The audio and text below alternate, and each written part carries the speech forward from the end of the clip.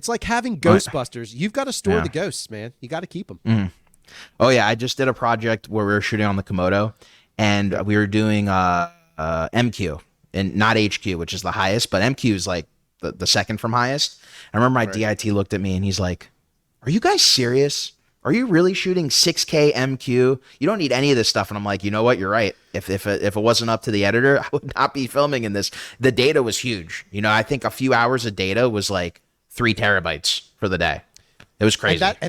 And that's a challenge. Like, having come from the feature world, we shot features on those Reds, and I still have them. Like, they're massive Pegasus R2s or whatever they were at the time, but they're 12 terabytes and they're full. One movie was 12 terabytes full of data because it was Red footage and we were shooting at high compression or low compression. So it's just not necessary. Another side of things too is, like, I don't think people realize, I think a lot of times on these channels, and I'm sure when we dive in here, we'll get into it some, but a lot of times on like YouTube channels across the board, everybody gets super excited about the Netflix side of things.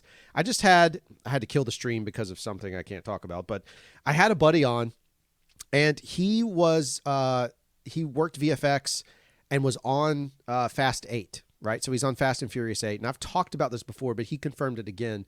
When they filmed Fast and Furious 8, there is footage in the theaters that's GoPro, that's Blackmagic, that's Panasonic, that's across the board, all these different cameras. And guess what? All of those cameras did a job, and they were tools, very specific, and they all made it to a theatrically released film that's, you know, a huge budget movie.